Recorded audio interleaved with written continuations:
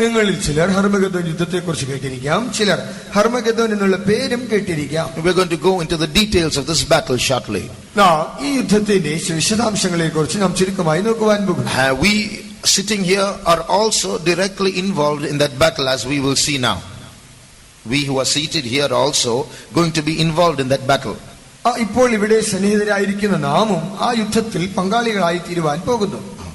Now there are two world wars have already been fought. രണ്ട് ലോകമഹായുദ്ധങ്ങൾ നടന്നു കഴിഞ്ഞിരിക്കുന്നു. One more world war will take place shortly. ഒരു ലോകയുദ്ധം കൂടി വേഗത്തിൽ നടക്കും. That's the third world war. ഒരു മൂന്നാം ലോകമഹായുദ്ധം. And then there's going to be a fourth world war. അതിനുശേഷമായി ഒരു മൂന്നാം ലോകമഹായുദ്ധം കൂടി സംഭവിക്കുവാൻ പോകുന്നു. Fourth. നാലാം ലോകമഹായുദ്ധം കൂടി നടക്കുവാൻ പോകുന്നു. And that is this battle of Armageddon. അതാകുന്നു ഈ ഹർമഗദ്ദോൻ യുദ്ധം. So the Bible speaks many things about this battle of Armageddon. ആകയാൽ ഈ ഹർമഗദ്ദോൻ യുദ്ധത്തെക്കുറിച്ച് ബൈബിൾ അനേക കാര്യങ്ങൾ പറയുന്നു. Now I want to tell you just one example about the way the Bible presents itself before world events, about what's happening in the world. ഈ ലോകത്തിൽ നടക്കുന്ന സംഭവങ്ങൾക്ക് മുൻപാകെ ബൈബിൾ എങ്ങനെ തുറന്നു കാട്ടപ്പെടുന്നു, അഥവാ അതിനെക്കുറിച്ച് ബൈബിളിൽ എങ്ങനെ പറയുന്നു എന്നുള്ളതിനെക്കുറിച്ച് പറയട്ടെ. In other words, how the Bible is compatible with what's going on today. It's accurate in predictions. ഇന്ന് നടക്കുന്നതായ സംഭവങ്ങളുമായി ബൈബിൾ പ്രവചനങ്ങൾ എങ്ങനെ പൊരുത്തപ്പെടുന്നു, അഥവാ ബൈബിൾ എത്രത്തോളം വിശ്വാസയോഗ്യമാണെന്ന് നമുക്ക് നോക്കാം. Now you look at the chart in front of you. ഇപ്പോൾ നിങ്ങളുടെ മുൻപാകെയുള്ളതായ ചാർട്ടിലേക്ക് നോക്കുക. Look at this small patch of land. നോക്കുക, ആ ചെറിയ ഒരു ഭൂപ്രദേശത്തെ ശ്രദ്ധിക്കുക. That is Israel. അതാകുന്നു Israel. Now you look at that Israel. ഇപ്പോൾ ഇസ്രായേലിനെ നോക്കുമ്പോൾ and look at this patch of land. ഇവിടെ കാണിക്കുന്ന ഈ ഭൂപ്രദേശം നോക്കുക. Compare the size of India with Israel. ഇന്ത്യയുടെയും ഇസ്രായേലിന്റെയും വലിപ്പത്തെ തമ്മിൽ താരതമ്യം ചെയ്യുക. Such a small country Israel is. ഇത്രത്തോളം വളരെ ചെറിയ ഒരു രാജ്യമാണ് Israel. You know, Israel is only half the size of Kerala. നോക്കുക, ഇസ്രായേൽ കേരളത്തിന്റെ പകുതി വലിപ്പം മാത്രമേ ഉള്ളൂ. Such a small country. ഇത്രയും ചെറിയൊരു രാജ്യം. You look at World War I, Israel is there. നോക്കുക, ഒന്നാം ലോകമഹായുദ്ധത്തിൽ നോക്കുക, അവിടെ ഇസ്രായേലുണ്ട്. World War II, Israel is the one of the major countries in those battles. രണ്ടാം ലോകമഹായുദ്ധത്തിൽ നോക്കുക, അതിൽ സുപ്രധാനമായ പങ്കുവഹിക്കുന്ന രാജ്യങ്ങളുടെ കൂട്ടത്തിൽ ഇസ്രായേലുണ്ട്. The First World War was stopped by a Jew. ഒന്നാം ലോകമഹായുദ്ധം ഒരു യഹൂദനാൽ നിർത്തപ്പെട്ടു. In the Second World War, 60 lakhs Jews were killed by Hitler. രണ്ടാം ലോകമഹായുദ്ധത്തിൽ 60 ലക്ഷം യഹൂദന്മാർ ഹിറ്റ്ലറിനാൽ കൊല്ലപ്പെട്ടു. If a third world war is fought, it's going to start between Iran and Israel, or Turkey and Israel, some Islamic country with Israel. മൂന്നാം ലോകമഹായുദ്ധം ആരംഭിക്കുമ്പോൾ തുർക്കി അല്ലെങ്കിൽ Iran തുടങ്ങിയതായ ചില ഇസ്ലാമിക രാഷ്ട്രങ്ങളും ഇസ്രായേലും തമ്മിലായിരിക്കും. In the fourth world war, again Israel is going to be there. നാലാം ലോകമഹായുദ്ധത്തിൽ അവിടെയും ഇസ്രായേലുണ്ട്. Now the question comes, Israel is such a small country. ഇപ്പോൾ ചോദ്യം വരുന്നത്, ഇത്രത്തോളം ഒരു ചെറിയ രാജ്യമായ Israel, why is Israel so important?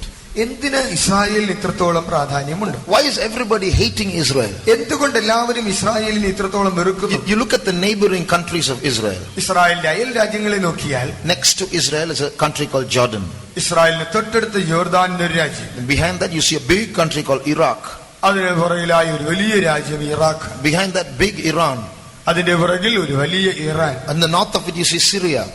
അതിന്റെ വടക്ക് ഭാഗത്ത് Syria. All huge countries, many times bigger than Israel. ഇവയെല്ലാം തന്നെ ഇസ്രായേലിനേക്കാൾ പല മടങ്ങ് വലിപ്പമുള്ള വലിയ രാഷ്ട്രങ്ങൾ. All of them unitedly hate Israel. ഇവയെല്ലാം തന്നെ ഒത്തുചേർന്ന് ഇസ്രായേലിനെ വെറുക്കുന്നു. You know, in none of the Arab maps Israel is there. നിങ്ങൾക്കറിയാമോ, അറബ് രാഷ്ട്രങ്ങളുടെ ഭൂപടങ്ങളിൽ ഒന്നും തന്നെ ഇസ്രായേൽ ഇല്ല. Iran, the president of Iran has said more than once, Israel should be wiped out of the world map. Iran president ഒന്നിലധികം പ്രാവശ്യം പറഞ്ഞിട്ടുണ്ട്, ഇസ്രായേലിനെ ഭൂപടത്തിൽ നിന്ന് തുടച്ചു മാറ്റണം. But the Bible's main focus is on Israel. എന്നാൽ ബൈബിൾ അതിന്റെ ശ്രദ്ധ കൂടുതലായി പതിപ്പിക്കുന്നത് ഇസ്രായേലിലാകുന്നു. Literally and spiritually, Bible focuses on Israel. അക്ഷരീകമായും ആത്മീകമായും ബൈബിളിന്റെ ശ്രദ്ധ കേന്ദ്രീകരിച്ചിരിക്കുന്നത് ഇസ്രായേലിലാകുന്നു. In reality, in today's world, Israel is such a major country in focus. യാഥാർത്ഥ്യമായി നോക്കിയാൽ ഈ നാളുകളിലും ഇസ്രായേൽ എന്നത് എല്ലാ ശ്രദ്ധയ്ക്കും കേന്ദ്രീകൃതമായ ഒരു പ്രധാന രാജ്യമാകുന്നു. In the same map, അതേ മാപ്പിൽ there is a place called Turkmenistan. Turkmenistan എന്നൊരു രാജ്യമുണ്ട്. There's a place called Uzbekistan. Uzbekistan എന്നൊരു സ്ഥലമുണ്ട്. They are many times bigger than Israel, but you and I wouldn't have heard such names. But nobody is there who doesn't know Israel. അത് ഇസ്രായേലിനേക്കാൾ എത്രയോ മടങ്ങ് വലിപ്പമുള്ള രാജ്യങ്ങളാണെങ്കിൽ തന്നെയും മിക്കപേരും ആ പേരുകൾ കേട്ട് കാണുകയില്ല. എന്നാൽ നമ്മിൽ പലരും ഇസ്രായേൽ എന്ന പേര് കേൾക്കാതിരുന്നിരിക്കുകയുമില്ല. So when the Bible is focusing on Israel and Jerusalem, and in reality Israel and Jerusalem are in focus in the world around us, is something to think about. ആകയാൽ ബൈബിൾ തന്റെ ശ്രദ്ധ ഇസ്രായേലിൽ കേന്ദ്രീകരിച്ചിരിക്കുന്നു. അതുപോലെ യാഥാർത്ഥ്യമായി നോക്കിയാൽ ഇന്നും ഇസ്രായേലിനും യെരൂശലേമിനും വലിയ ശ്രദ്ധ കിട്ടുന്നുണ്ട്. നാം അതിനെക്കുറിച്ച് കരുതൽ പുലർത്തേണം. In 1967, 1967 4 neighboring countries of Israel fought against Israel. ഇസ്രായേലിന്റെ 4 അയൽ രാജ്യങ്ങൾ അതിന് വിരോധമായി യുദ്ധം ചെയ്തു. Before they could start the fight, Israel won the battle. അവർക്ക് യുദ്ധം തുടങ്ങുന്നതിന് മുൻപായി തന്നെ ഇസ്രായേൽ യുദ്ധം ജയിച്ചു. In 6 days the war was over. The 4 countries surrendered. 6 നാളുകളിൽ യുദ്ധം കഴിഞ്ഞു. 4 രാജ്യങ്ങളും തോറ്റുമുട്ടുമടക്കി. So how did that happen? ഇതെങ്ങനെ സംഭവിച്ചു? That's why all the nations around Israel are angry. അതുകൊണ്ടാണ് ഇസ്രായേലിന് ചുറ്റുമുള്ള എല്ലാ രാജ്യങ്ങളും കോപാകുലരായിരിക്കുന്നത്. They are looking for a chance to pounce on Israel, to get rid of Israel. ഇസ്രായേലിനെ തുടച്ചു മാറ്റുവാൻ, തച്ചു തകർക്കുവാനുള്ള ഒരു അവസരത്തിനായി കാത്തിരിക്കുന്നു. Supposing that small boy there, he comes to fight with me. ഉദാഹരണമായി അവിടെ ഇരിക്കുന്നതായ ഒരു കൊച്ചു ബാലൻ അവൻ എന്നോട് വഴക്കിടുവാൻ വരുന്നിരിക്കട്ടെ. He shouts bad words at me. അവൻ എന്നോട് ഉച്ചത്തിൽ അലറിക്കൊണ്ട് യുദ്ധം ചെയ്യുവാൻ വരും. I lose my temper and I get angry and I roll up my sleeves and say, how dare he speak that against me? ഞാൻ വളരെ കോപാകുലനായി എന്റെ ഷർട്ടിന്റെ കൈയൊക്കെ ചെത്തി വടിച്ചിട്ട് ഇവൻ എത്രത്തോളം എന്നോട് ഇങ്ങനെ സംസാരിക്കുവാൻ ധൈര്യം വന്നു എന്ന് പറഞ്ഞ് എന്റെ കോപം വർദ്ധിക്കുന്നു. What will you all say? നിങ്ങൾ എന്തായിരിക്കും പറയുക? The small boy, brother, leave him alone. Why do you get angry? ഒരു കൊച്ചു പയ്യനല്ലേ ബ്രദർ, എന്തിനാ ഇത്ര ദേഷ്യപ്പെടുന്നത്? അവനെ അങ്ങ് വിട്. Like that, we can ask the neighboring country, small Israel, let him shout or do anything, leave him alone. Why are you getting angry? അതുപോലെ നമുക്ക് ചുറ്റിലുമുള്ള വലിയ രാജ്യങ്ങളോട് ചോദിക്കാം, ആ രാജ്യം ഇങ്ങനെ ഒച്ചയുണ്ടാക്കട്ടെ, ബഹളം ഉണ്ടാക്കട്ടെ, എന്തിനാണ് അതിനോട് ഇത്രയും കോപിക്കുന്നത്? അതിനെ വെറുതെ വിടുക. Such a small country, why is everyone getting angry? ഇത്രയും ചെറിയ രാജ്യമാണല്ലോ, നിങ്ങൾ എല്ലാവരും അതിനോട് എന്തിനു കോപിക്കുന്നു? Why is everyone competing for Israel and saying we want to wipe out the Jews, we want that land? ഇസ്രായേലിനെ തുടച്ചു മാറ്റിയിടണം, ആ രാജ്യം വേണ്ട എന്ന് പറഞ്ഞുകൊണ്ട് നിങ്ങൾ എല്ലാവരും എന്തുകൊണ്ട് അതിനോട് മത്സരിക്കുന്നു? We are going to see more of that. അതിനെക്കുറിച്ച് അധികമായി കാണാം. Why Israel and why Jerusalem is so important? എന്തുകൊണ്ടാണ് ഇസ്രായേലും യെരൂശലേമും ഇത്രത്തോളം പ്രാധാന്യമുള്ളതായിരിക്കുന്നത്? Jerusalem is a very small country, just 48 square miles. യെരൂശലേം 48 ചതുരശ്ര കിലോമീറ്റർ വലിപ്പമുള്ള ഒരു ചെറിയ സ്ഥലമാകുന്നു. So this Jerusalem is going to be very important in this 4th world war, the battle of Armageddon. 4ാമത്തെ ലോകമഹായുദ്ധമായ ഹർമഗദ്ദോൻ യുദ്ധത്തിൽ ഈ യെരൂശലേം വലിയൊരു പ്രാധാന്യം വഹിക്കുവാൻ പോകുന്നു. Now when is this battle going to take place? എപ്പോഴാകുന്നു ഈ യുദ്ധം നടക്കുവാൻ പോകുന്നത്? Very soon Jesus will come. എത്രയും വേഗത്തിൽ യേശു വരും. After that, for 7 years, one man will rule the world. അതിനുശേഷം 7 വർഷം ഒരു മനുഷ്യൻ, ഒരൊറ്റ മനുഷ്യൻ ലോകത്തെ ഭരിക്കും. He is going to take control over all the countries of this world. അവൻ ഈ ലോക രാജ്യങ്ങളുടെ നിയന്ത്രണമെല്ലാം ഏറ്റെടുക്കും. For 7 years he will rule. 7 വർഷം അവൻ ഭരണം നടത്തും. At the end of the 7 years there will be a big war. ആ 7 വർഷത്തിന്റെ ഒടുവിലായി ഒരു വലിയ മഹായുദ്ധം ഉണ്ടാകും. That's the battle of Armageddon. അതാകുന്നു ഹർമഗദ്ദോൻ യുദ്ധം. So we are going to see who will participate, how that war will be, where it will be, and so on. അതിൽ ആര് പങ്കെടുക്കും, അതെവിടെയായിരിക്കും, എങ്ങനെയായിരിക്കുമെന്ന് നമുക്ക് പിന്നീട് നോക്കാം. Now this 4th world war or the battle of Armageddon is more important than the 3 world wars before it. ഇപ്പോ ഈ ഹർമഗദ്ദോൻ എന്നതായ 4ാമത്തെ ലോകമഹായുദ്ധം എന്നത് ഇതിനു മുൻപേ സംഭവിച്ചതായ 3 ലോകമഹായുദ്ധങ്ങളെക്കാൾ വളരെ പ്രാധാന്യമർഹിക്കുന്നതാകുന്നു. There are 4 reasons for saying this. ഇങ്ങനെ പറയുന്നതിന് 4 കാരണങ്ങളുണ്ട്. Why is this 4th world war very important compared to the previous 3 world wars? ഇതിനു മുൻപേ നടന്ന 3 ലോകമഹായുദ്ധങ്ങളുമായി താരതമ്യം ചെയ്യുമ്പോൾ ഈ 4ാമത്തെ യുദ്ധം എന്തുകൊണ്ട് ഇത്രത്തോളം പ്രാധാന്യം നേടുന്നു? ഒന്നാമത്തെ കാരണം, this world war is not like the other 3. This world war is a spiritual, physical world war. ഈ ലോകമഹായുദ്ധം എന്നത് മറ്റു 3 പോലെയല്ല. ഇത് അക്ഷരീകമായും ആത്മീകമായും ഉള്ളൊരു യുദ്ധമാണ്. You look at the last picture on the chart. ഈ ചാർട്ടിലെ അവസാനത്തെ ചിത്രം നോക്കുക. That's an artist's drawing of the battle of Armageddon. ഹർമഗദ്ദോൻ യുദ്ധത്തെ കുറിച്ച് ഒരു ചിത്രകാരൻ വരച്ചതാകുന്നു ഇത്. Down here you see an army. ഇവിടെ താഴെ നമുക്കൊരു സൈന്യത്തെ കാണാം, headed by the Antichrist. അത് എതിർ ക്രിസ്തുവിനാൽ നയിക്കപ്പെടുന്നു. Here you see another army headed by Jesus Christ. ഇവിടെ യേശു നേതൃത്വം കൊടുക്കുന്ന ഒരു മറ്റൊരു സൈന്യത്തെ കാണാം. So it's a spiritual physical war because God and Satan are personally involved in this battle. ഇത് ആത്മീകമായും ശാരീരികവുമായുള്ള ഒരു യുദ്ധമാണ്. എന്തുകൊണ്ടെന്നാൽ കർത്താവും സാത്താനും വ്യക്തിപരമായി തന്നെ യുദ്ധത്തിൽ ഇടപെടുന്നു. So because they are directly involved, it's a spiritual physical battle. ഇവർ നേരിട്ട് ഈ യുദ്ധത്തിൽ പങ്കാളികളാകുന്നത് കൊണ്ട് ഇത് ആത്മീകമായും ശാരീരികമായുമുള്ള ഒരു യുദ്ധമാണ്. So in the Antichrist, Satan is there. ആകയാൽ എതിർ ക്രിസ്തുവിനുള്ളിൽ സാത്താനുണ്ട്. And with him there are so many demons. We just read in the key verse how 3 frog spirits go out into the world to deceive people and gather them to the battle. So there are other unclean spirits involved in this battle. ഈ യുദ്ധത്തിൽ പങ്കാളികളായിരിക്കുന്ന മറ്റു പല ദുരാത്മാക്കളുമുണ്ട്. നാം ഇപ്പോൾ വായിച്ചതായ കുറിവാക്യത്തിൽ ദുരാത്മാക്കളായി 3 അശുദ്ധാത്മാക്കൾ വരുന്നത് കാണുന്നു കണ്ടല്ലോ. ഇങ്ങനെ അനേക ദുരാത്മാക്കൾ ഇതിൽ പങ്കാളികളാകുന്നു. Not only that, മാത്രമല്ല in the army of the Antichrist, he's gathered crores of people with him to fight this battle. ഈ എതിർ ക്രിസ്തുവിന്റെ സൈന്യത്തിൽ ഈ യുദ്ധം ചെയ്യുവാനായി അവൻ കോടാനുകോടി ആളുകളെയും ചേർത്തിട്ടുണ്ട്. All these people, all these members of the army of the Antichrist are demon possessed. ഈ സൈന്യത്തിലുള്ളതായ എതിർ ക്രിസ്തുവിന്റെ യുദ്ധത്തിന്റെ സേനാംഗങ്ങൾ എല്ലാവരും തന്നെ ഭൂതബാധിതരാകുന്നു. When I say demon possessed, I mean demon possessed. പിശാച് പിടിച്ചവരെന്ന് ഞാൻ പറയുമ്പോൾ അങ്ങനെ തന്നെയാണ് അർത്ഥമാക്കുന്നത്. They're all full of demons inside, and they're going to fight against Christ and his army. അവരെല്ലാവരും തന്നെ ഉള്ളിൽ പിശാച് നിറഞ്ഞവരായി ക്രിസ്തുവിനും അവന്റെ സേനയ്ക്കും എതിരായി പോരാടുവാൻ വരുന്നു. We will come into the details of this later as the study is progress in these days. ഈ നാളുകളിൽ നമ്മുടെ പഠനം മുന്നേറുമ്പോൾ നാം ഇതിനെക്കുറിച്ച് വിശദമായി പിന്നീട് ചിന്തിക്കുന്നതാണ്. So you see, demons and God are personally involved in this battle. That's why it's a spiritual physical battle. That's why it is important. ആകയാൽ ഈ യുദ്ധത്തിൽ നമുക്ക് ദൈവത്തെയും കാണാം, പിശാചുക്കളും ഇതിൽ വ്യക്തിപരമായ നിലയിൽ ഇടപെടുന്നു. ഇത് ഒരു ആത്മീകമായും ശാരീരികമായുമുള്ളതായ ഒരു യുദ്ധമാണ്. ആകയാൽ ഈ നിലയിൽ ഇത് വളരെ പ്രാധാന്യം നേടുന്നു. Secondly, രണ്ടാമത്, God in this battle, God is going to take control of Jerusalem. ഈ യുദ്ധത്തിൽ ദൈവം യെരൂശലേമിന്റെ നിയന്ത്രണം ഏറ്റെടുക്കും. Now I told you, everybody hates Jerusalem, everybody wants Jerusalem. ഞാൻ മുമ്പേ പറഞ്ഞുവല്ലോ, എല്ലാവരും യെരൂശലേമിനെ വെറുക്കുന്നു, എല്ലാവർക്കും അതിന് വേണം. Why is it? കാരണം എന്താണ്? Jerusalem is a very important city for 3 major monotheistic religions in this world. ഈ ലോകത്തിൽ നാം കാണുന്നതായ പ്രധാനപ്പെട്ടതായ ഏകദൈവ വിശ്വാസമുള്ളതായ 3 മതങ്ങളെ സംബന്ധിച്ചിടത്തോളം പ്രാധാന്യം അർഹിക്കുന്ന ഒരു നഗരമാണ് യെരൂശലേം. One is Judaism. ഒന്ന് യഹൂദമതം. The second is Islam. രണ്ടാമത് ഇസ്ലാം. The third is Christianity. മൂന്നാമത്തേത് Christianity. For all 3 religions, Jerusalem is very important. ഈ 3 മതങ്ങളെ സംബന്ധിച്ചിടത്തോളം യെരൂശലേം പ്രാധാന്യമുള്ളത്. For Judaism, this religion of the Jews, Jerusalem is important because their temple is there, and that's where their temple was always built. Now it's not there, but that's the site of their holy temple where God said, "It is in this place that you should declare my name." യഹൂദന്മാരെ സംബന്ധിച്ചിടത്തോളം യഹൂദ മതത്തിന്റെ ആലയം ഉണ്ടായിരുന്ന സ്ഥലമാണ് യെരൂശലേം.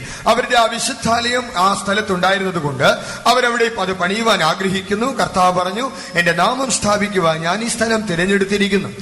So for them Jerusalem is very important. ആകയാൽ അവർക്ക് യെരൂശലേം വളരെ പ്രധാനപ്പെട്ടതാകുന്നു. In that war that I told you about in 1967, Israel captured Jerusalem, which was in the control of other people's hands till then. ഞാൻ നിങ്ങളോട് മുൻപേ പറഞ്ഞതുപോലെ 1967 ആണ്ടിൽ മറ്റുള്ളവരുടെ കൈക്കലായിരുന്ന യെരൂശലേമിന്റെ നിയന്ത്രണം ഇസ്രായേൽ പിടിച്ചടക്കി.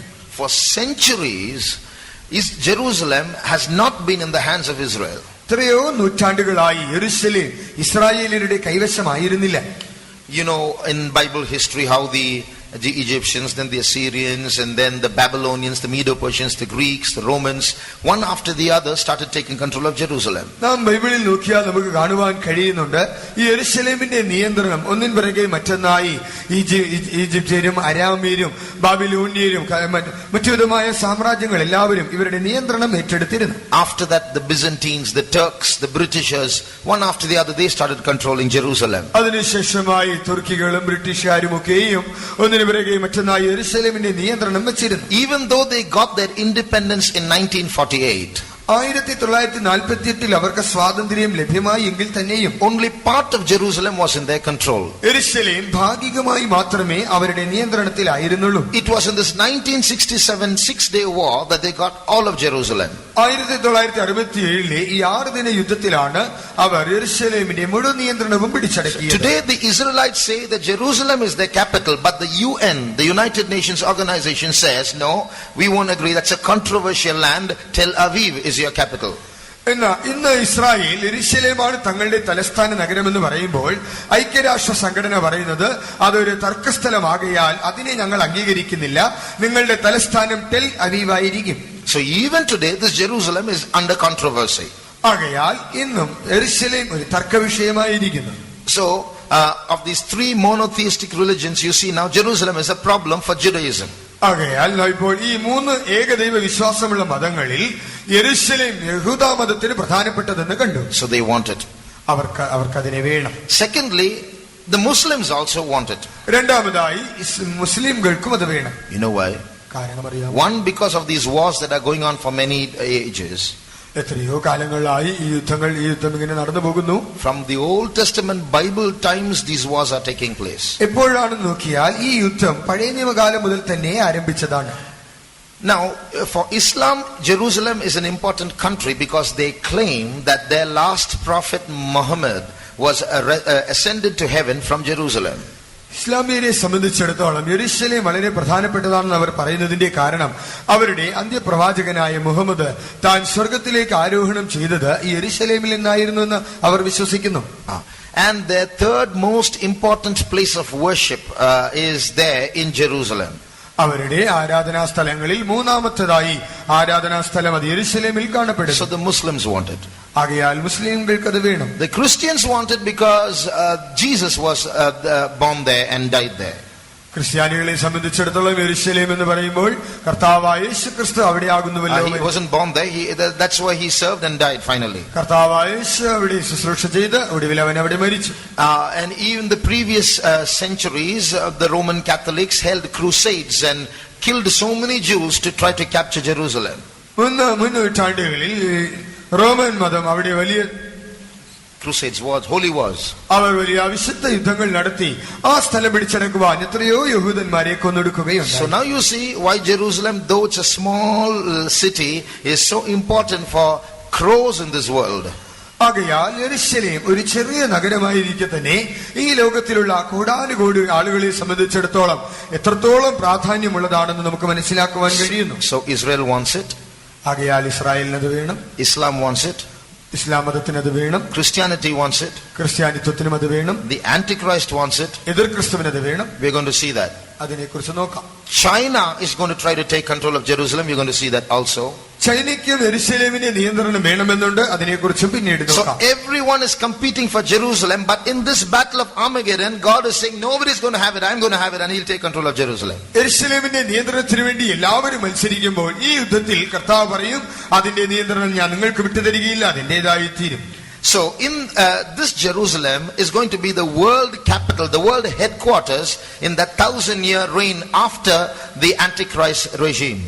എതിർ ക്രിസ്തുവിന്റെ ഭരണം കഴിഞ്ഞിട്ടുള്ളതായ 1000 ആണ്ട് വാഴ്ചയിൽ ആഗോള തലസ്ഥാനമായി യെരുശലേം മാറ്റപ്പെടും. Thirdly, the third reason why this battle is important. ഈ യുദ്ധത്തിന് ഇത്രത്തോളം പ്രാധാന്യമുണ്ടെന്ന് പറയുന്നതിന്റെ മൂന്നാമത്തെ കാരണം, it's going to be a battle that ends all battles. അത് എല്ലാ യുദ്ധങ്ങൾക്കും അന്ത്യം കുറിക്കുന്ന ഒരു യുദ്ധമായി തീരും. For example, in this last century, you've seen this last century has seen more bloodshed in this world than all the other centuries put together. ഈ അവസാനത്തെ നൂറ്റാണ്ടിനെ നമ്മൾ നോക്കിയാൽ മറ്റെല്ലാ നൂറ്റാണ്ടുകളിലും നടന്നതായ രക്തച്ചൊരിച്ചിലുകളെ ഒരുമിച്ച് കൂട്ടിയാൽ അതിനേക്കാൾ അധികം രക്തച്ചൊരിച്ചിൽ ഈ നൂറ്റാണ്ടിൽ നടന്നിട്ടുണ്ട്. The 4 world wars that I spoke to you about will all take place in the span of 100 years, 1 century. നോക്കുക, ഞാൻ മുൻപേ പറഞ്ഞ ഈ 4 ലോകമഹായുദ്ധങ്ങളും തന്നെ ഒരു നൂറ്റാണ്ടിൽ ഒരു 100 വർഷത്തിന്റെ ആ ഇടവേള വിട്ട് സംഭവിക്കുന്നു. In the tribulation period, ഉപദ്രവകാലത്തിൽ there's going to be so much of battle going on that today the population of this world is a little more than 600 crores. ഇന്നത്തെ ലോക ജനസംഖ്യ എന്ന് പറയുമ്പോൾ അത് 600 കോടിയേക്കാളും അല്പമധികമാണ്. But it's going to be less than half because of so much of death going to take place in the tribulation period. എന്നാൽ ഉപദ്രവകാലത്തിലെ ആ യുദ്ധങ്ങൾ മരണങ്ങൾ നിമിത്തമായി അത് അതിന്റെ പകുതിയിലും അധികമായി കുറഞ്ഞു പോകും. Which means in the 300 years, in the 7 years of tribulation period, more than 300 crores of people are going to die. ഈ 7 വർഷത്തെ ഉപദ്രവകാലത്തിൽ 300 കോടിയിൽ പരം ആളുകൾ മരിക്കും. And here's the bad news. Here's the bad news. ഇവിടെയാകുന്ന ഒരു ദുർവർത്തമാനം, many in India are going to die. ഭാരതത്തിലുള്ള അനേകർ മരിക്കുവാൻ പോകുന്നു. There are clues for that from the Bible itself. ബൈബിളിൽ തന്നെ അതിനുള്ളതായ തെളിവുകളുണ്ട്. We'll see that in the days to come. അത് വരുവാനുള്ള നാളുകളിൽ നമുക്ക് നോക്കാം. So although thousands and thousands and millions have been dying through this century, this fourth battle will be the battle that will put an end to bloodshed. എത്രയോ നൂറ്റാണ്ടുകളായി എത്രയോ ജനങ്ങൾ കൊല്ലപ്പെട്ടുകൊണ്ടേയിരിക്കുന്നുവെങ്കിലും ഈ ഹർമഗദ്ദോൻ യുദ്ധത്തിലൂടെ ഈ യുദ്ധങ്ങൾക്കെല്ലാം ഒരു അന്ത്യം കുറിക്കപ്പെടും. So in this century and the last century, we've been seeing battles and battles and battles and millions dying. But this war will end those battles. After that, for 1,000 years, not one battle in this world. ഈ നൂറ്റാണ്ടിലും കഴിഞ്ഞ നൂറ്റാണ്ടിലുമായി എത്രയോ യുദ്ധങ്ങൾ നടന്ന് ദശലക്ഷക്കണക്കിന് ആളുകൾ കൊല്ലപ്പെട്ടുകൊണ്ടേയിരുന്നു. എന്നാൽ ഈ 4ാമത്തെ ലോകമഹായുദ്ധത്തോടുകൂടി യുദ്ധങ്ങൾക്ക് ഒരു അന്ത്യം കുറിക്കപ്പെടും. പിന്നീട് 1000 വർഷത്തേക്ക് യുദ്ധമേ ഉണ്ടാവുകയില്ല. After that there will be just one final battle and then this universe will disappear.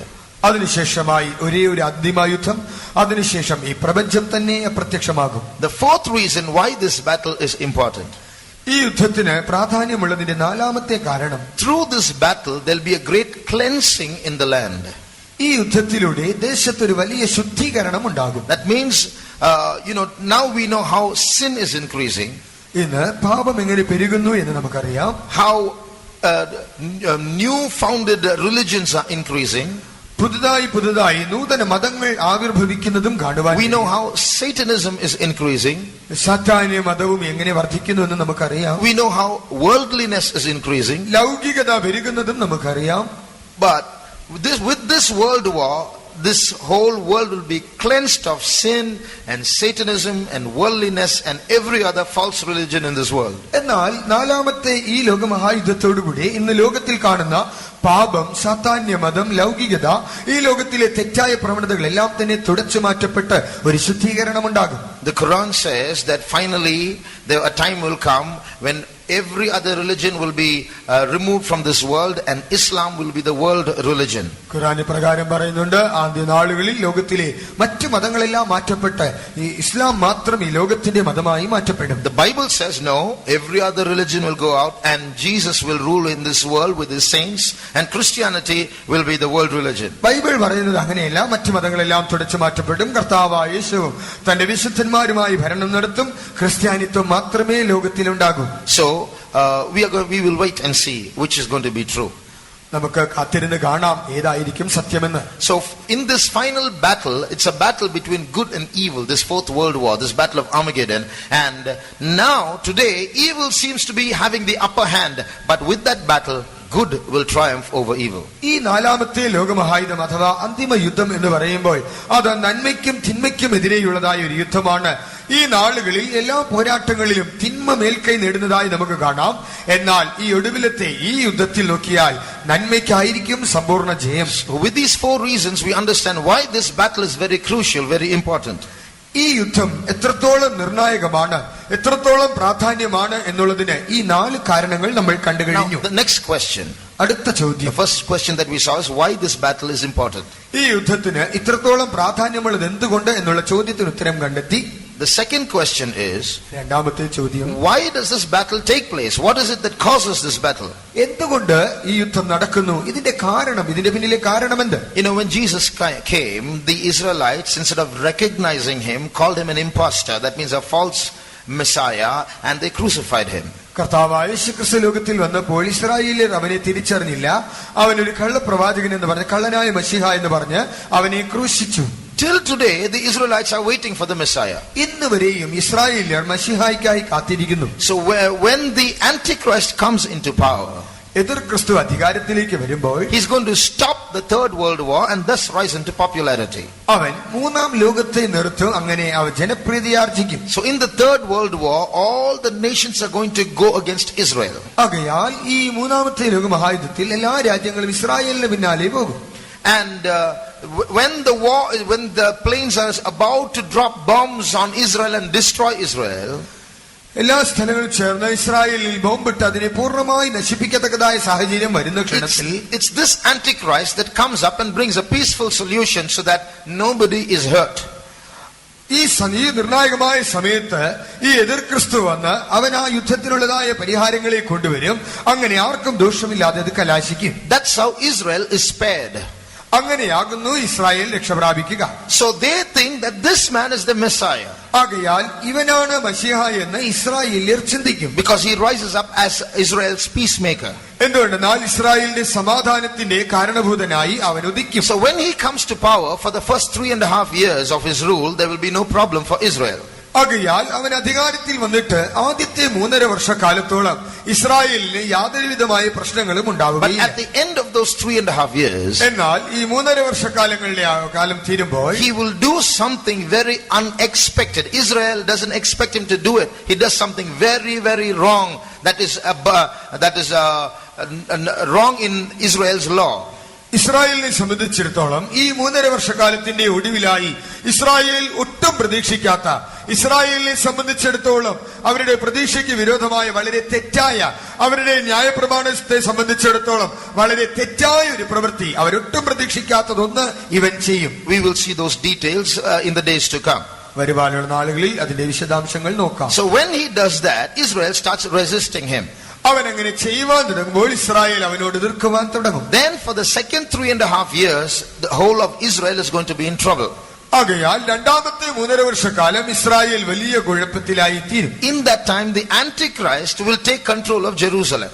ആ കാലയളവിൽ എതിർ ക്രിസ്തു യെരുശലേമിന്റെ നിയന്ത്രണം ഏറ്റെടുക്കും. So for the next 3.5 years, he will try to grab control over Jerusalem. അടുത്ത 3.5 വർഷക്കാലം യെരുശലേമിന്റെ മേൽ പിടിമുറുക്കുവാൻ അവൻ ശ്രമിക്കും. And he will succeed partially. അവൻ അതിൽ ഭാഗിക വിജയം നേടുകയും ചെയ്യും. It's at the end of that period that Jesus comes down to take control of Jerusalem. ആ കാലത്തിന്റെ ഒടുവിലാണ് യെരുശലേമിന്റെ നിയന്ത്രണം ഏറ്റെടുക്കുവാൻ കർത്താവായ യേശുക്രിസ്തു വരുന്നത്. Just before that, towards the end of the 7 years of tribulation period, there will be a lot of confusion in the rule of the Antichrist. ഈ പീഡാകാലത്തിന്റെ ഒടുവിലായി 7.5 വർഷക്കാല ഭരണം തീരുന്നതിന് മുൻപായി എതിർ ക്രിസ്തുവിന്റെ ഭരണത്തിൽ വലിയ ആശയക്കുഴപ്പങ്ങൾ, സംഘർഷങ്ങൾ ഉണ്ടാകും. The Antichrist takes control of Jerusalem and he sees Christ coming down. He gathers all the armies to fight against Christ and his armies. എതിർ ക്രിസ്തു യെരുശലേമിന്റെ നിയന്ത്രണം ഏറ്റെടുക്കും. കർത്താവായ യേശുക്രിസ്തു തന്റെ സൈന്യവുമായി വരുന്നത് കാണുമ്പോൾ ഇവൻ സകലവിധമായ തന്റെ സേനയെയും കൂട്ടിച്ചേർത്തുകൊണ്ട് ക്രിസ്തുവിനും അവന്റെ സേനയ്ക്കുമെതിരായി യുദ്ധം ചെയ്യുവാൻ പുറപ്പെടും. The cause of this fourth world war, the battle of Armageddon, is again Jerusalem. ആകയാൽ നാലാമത്തെ ലോകമഹായുദ്ധമായ ഹർമഗദൻ യുദ്ധത്തിന്റെയും കാരണം വീണ്ടും യെരുശലേം തന്നെയാകുന്നു. Just think of this before we move on.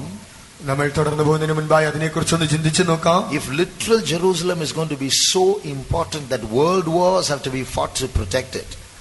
അക്ഷരീകമായ യെരുശലേം എത്രയോ യുദ്ധങ്ങൾ നടത്തപ്പെടുവാൻ തക്കവണ്ണം അത്രയും പ്രാധാന്യം അർഹിക്കുന്ന ഒന്നാണെങ്കിൽ, the Bible says he is not a Jew which is a Jew outwardly, but he is a Jew who is a Jew inwardly. It means the spiritual Jerusalem is more important than the literal Jerusalem. Bible പറയുന്നത് പുറമേ യഹൂദനായവനല്ല യഹൂദൻ, അകമേ യഹൂദനായവനത്രേ യഹൂദൻ. അഥവാ ഈ അക്ഷരീകമായ യെരുശലേമിനേക്കാൾ ആത്മീക യെരുശലേം എത്രയോ പ്രാധാന്യമുള്ളതാകുന്നു. See, if literal Jerusalem is being protected so much by God, imagine how much more you and I are being protected by God. നോക്കുക, ഈ അക്ഷരീകമായ യെരുശലേം ദൈവത്താൽ ഇത്രത്തോളം സംരക്ഷിക്കപ്പെടുന്നുവെങ്കിൽ ആത്മീക യെരുശലേമായി നിങ്ങളും ഞാനും ദൈവത്താൽ ഇത്രത്തോളം സൂക്ഷിക്കപ്പെടുന്നു.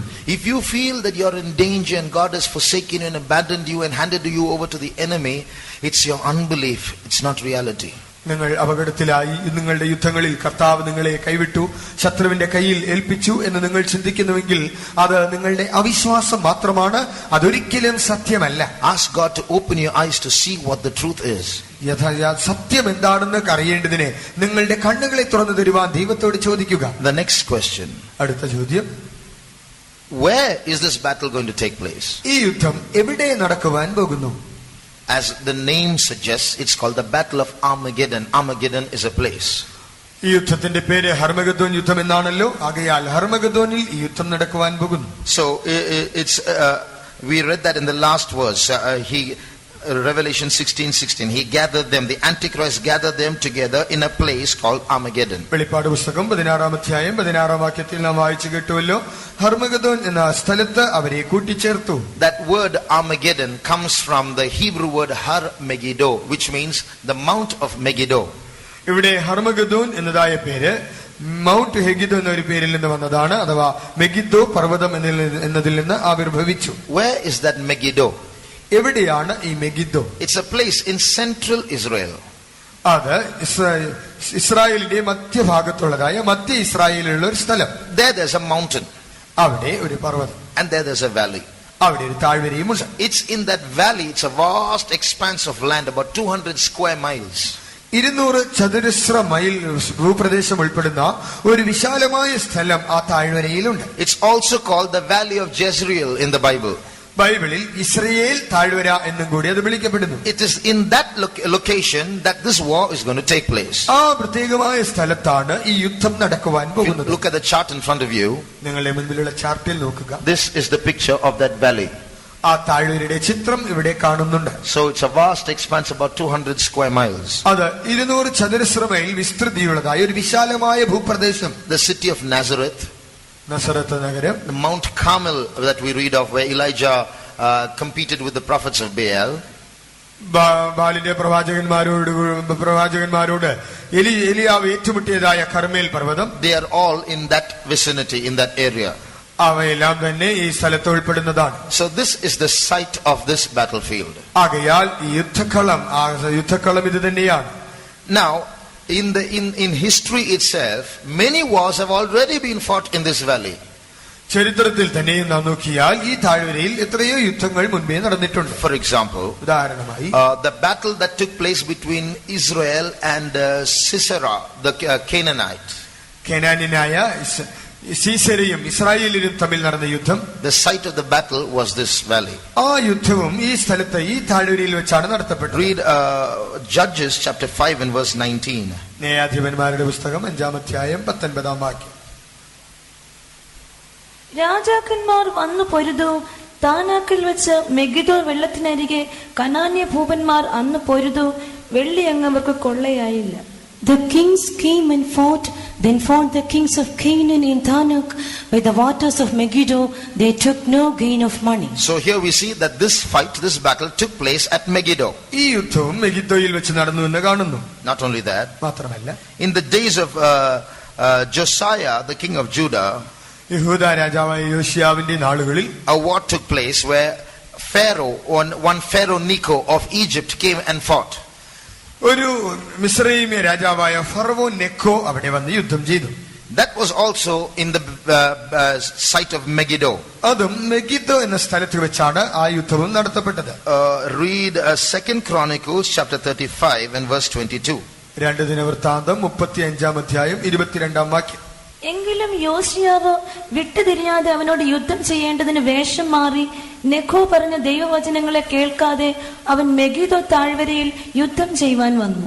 Nevertheless, Josiah would not turn his face from him, but disguised himself that he might fight with him, and hearkened not unto the words of Necho from the mouth of God, and came to fight in the valley of Megiddo. So here we see this battle also takes place at the valley of Megiddo. ഈ യുദ്ധവും Megiddo താഴ്വരയിൽ വെച്ച് നടത്തപ്പെടുന്നു എന്ന് നമുക്ക് കാണാം. Not only these two battles, this is just biblical history, but in extra biblical history also, many battles have taken place. In fact, it is this spot in the world that has faced more battles than in any other area in the world. ഇപ്പോൾ പറഞ്ഞതായ രണ്ട് യുദ്ധങ്ങളും ബൈബിളിൽ പരാമർശിച്ചിട്ടുള്ളതാണ്. എന്നാൽ ബൈബിളിൽ പരാമർശിക്കാത്തതായ എത്രയോ യുദ്ധങ്ങൾ ഇവിടെ നടന്നിട്ടുണ്ട്. വാസ്തവത്തിൽ പറഞ്ഞാൽ ലോകത്തിൽ ഏറ്റവും അധികം യുദ്ധത്തെ കണ്ടിട്ടുള്ള ഒരു സ്ഥലമാണ് ഈ മെഗിദ്ദോ താഴ്വര. So one more battle is going to happen, and that's the battle of battles, the battle of Armageddon. ആകയാൽ ഇവിടെ വെച്ച് മറ്റൊരു യുദ്ധവും കൂടി നടത്തപ്പെടുന്നു. യുദ്ധങ്ങളുടെ യുദ്ധം എന്ന് വിളിക്കപ്പെടുന്ന ഹർമഗദ്ദോൻ യുദ്ധമാകുന്നു അത്. Today this name is being used for many things in this world. For any major holocaust, for any major showdown or battle, they use the word Armageddon. ഇന്ന് ലോകത്തിൽ നടക്കുന്ന പ്രധാനപ്പെട്ടമായ സംഘട്ടനങ്ങളിൽ യുദ്ധങ്ങളിലെല്ലാം തന്നെ അവർ ഈ പേര് ഉപയോഗിക്കുന്നു. അതിനെയെല്ലാം ഹർമഗദ്ദോൻ എന്ന് അവർ അഭിസംബോധന ചെയ്യുന്നുണ്ട്.